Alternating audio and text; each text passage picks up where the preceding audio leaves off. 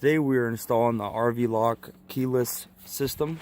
So here we have the original handle that came with the trailer, and it is winterized, so excuse the mess. I have some projects going on in here. But here's the keyless system that came in the box. So looks like the outside and the inside panel. Here's the instruction list. So I'm going to see how easy this is without reading the instructions. So it's basically 4 screws, a strike plate, key fob. So the 4 screws will be here. I already removed one just to see how, if I got the right equipment, but we'll tune back in to see how this is going. So here I got the inside latch removed, was just the 4 screws. So we'll see how this pops out of here. I haven't messed with it yet. I'm hoping it just simple as pushing it right out the hole. Okay, so we need to remove this. So like I said, I'm going to try to do this without instructions to see how simple these trailers are. So let me remove the strike plate and see what we can do. So now with this plate removed, it's just simple as push on this side. It's going to go out that front side and just slide right out of there. So there's our hole that we got to work with. It's got a lot of snow out here, so I don't know. Hopefully we got some good, might be able to clean this up a little bit. I don't know if it requires silicone or if it's just a seal on the back side, so we'll look into it a little bit. So when I removed this outside piece on the original door, I noticed that there's just like a gasket seal on the outside. There's no silicone on it. So I looked at the new one, and it's the same material on the back side. So I would assume that this requires no silicone for the outdoor side. So we'll go ahead and wheel this in here. So I'm basically going to fish it in through the original hole right here first, and then also watch your wiring to make sure you're not pinching it. So I'm just going to kind of feed it in there, push this wire through, and then I'm going to see if we can do this one-handed, kind of help it in there.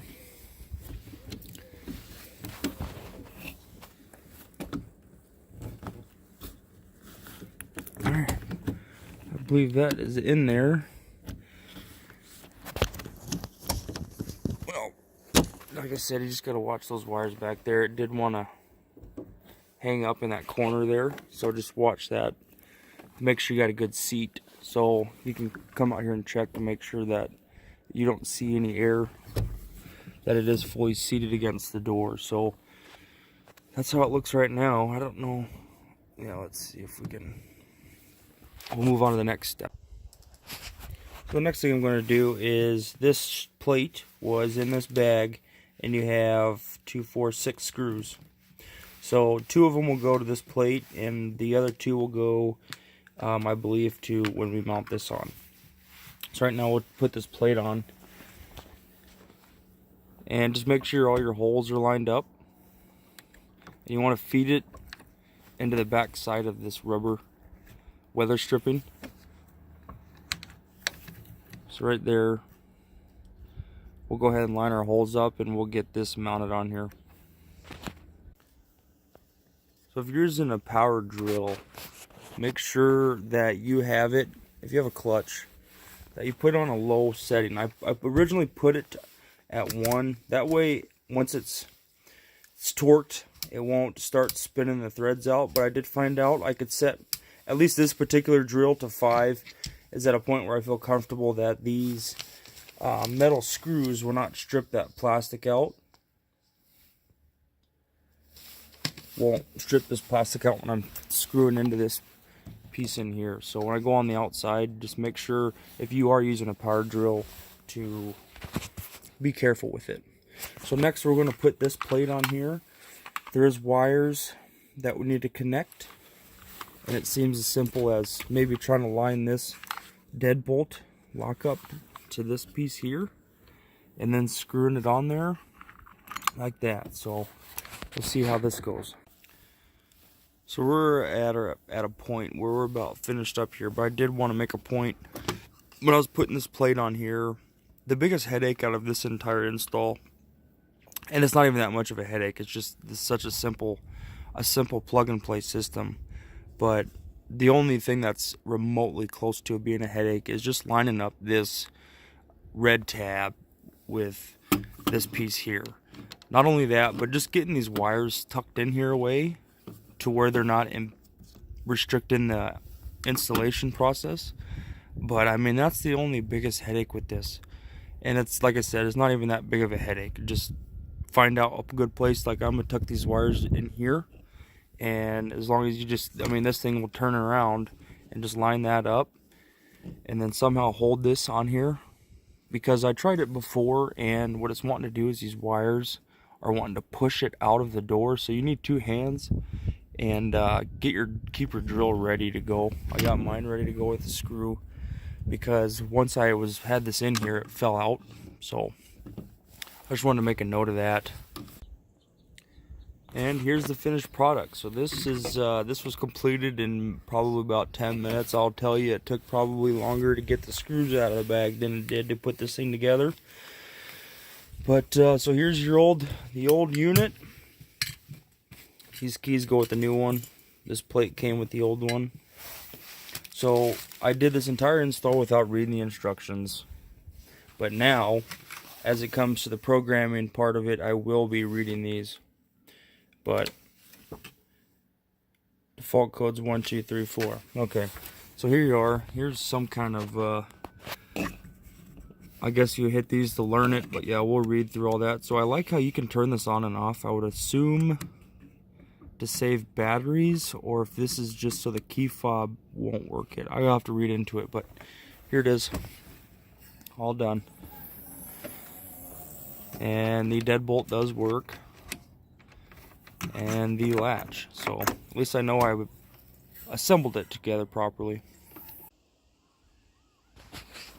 Now once you got everything together on this new setup, you are going to want to, there's the outside of it, you're going to want to close this door.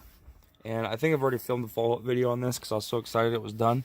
Well, then I went to shut the door and it didn't close without putting a lot of pressure on it. So what you're going to want to do is, at least with mine, all I have to do is loosen these up a little bit and slide that out to adjust it, because that's what it needs.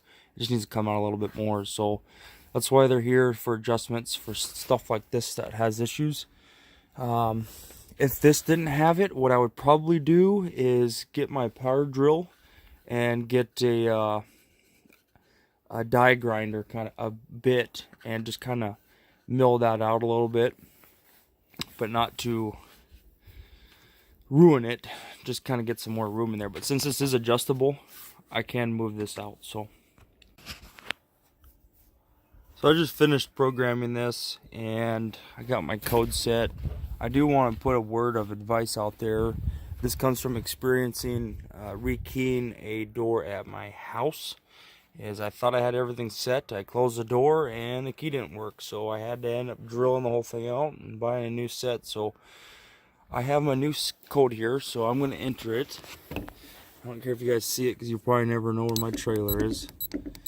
And I'm going to lock it, so that'll throw the deadbolt out. So that works. But I do want to make sure, this is what I'm talking about, is the key. You want to make sure this key works before you close it. So because if this thing, if you lock it when it's closed and your key didn't work, you're going to have issues. So one thing this does not lock is the handle itself, but it will lock the deadbolt. So so let's get this key in here and make sure that it does lock that. So that's locked. So let's go ahead and lock again. So that moves. Now we're going to check the deadbolt. And it does move, and that did go in. So just make sure that that key does work. Now let's close it. And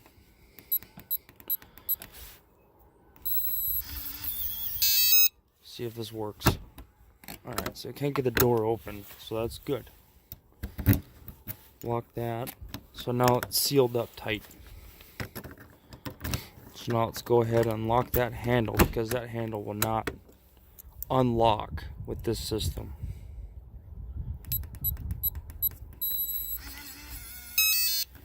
Alright, so now the next thing is I'm going to have to figure out how to silence that. I know I saw a video out there somewhere that showed how to silence that confirmation beep. My next project is this. I'm going to figure out how this works. So, but yeah, I'm going to silence that beep because it's kind of obnoxious to me.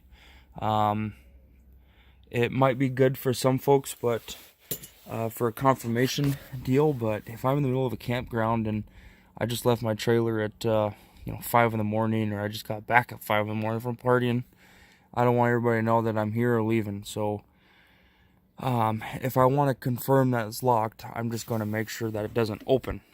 So that's my confirmation. So next will be the key fob. So the key fob was incredibly easy. Since I'm going to put these keys on something else, I'm going to mount one in a lock box on the frame of the trailer in case there's ever a time that we can't get in. But I end up bending this key ring out. That way I had something to poke in that little hole, because I didn't have anything with me. Or I could go find a pen or something, but I figured, well, I could just ruin this one. But yeah, all you did was have to turn this switch on. So I said something earlier about this switch maybe shutting off the batteries to the whole unit, but this is just for the key fob. So I can turn that off, and hopefully this won't work. I haven't tried it out yet. So now that that key fob's off, this should not work. Good. So now when I turn this on, this key fob should work. Alright. And lock. So yeah, that was incredibly easy. The instructions say it may take, where did it say? It may take 2 or 3 clicks, but mine just took 1, so that worked out great. I do want to mention that it's probably a good idea, at least in my eyes, to keep the old hardware. There's nothing wrong with it. And if this ends up breaking, or I have to break it to get into the door, at least I'll have some kind of backup right away. So I'm going to keep the old mechanism, like I said, because nothing's wrong with it. So I got all the old screws and the plates. So I'm probably just going to put all this stuff back in the all the equipment it came with. So that way I do have something. There's no sense in throwing away a good, perfect product.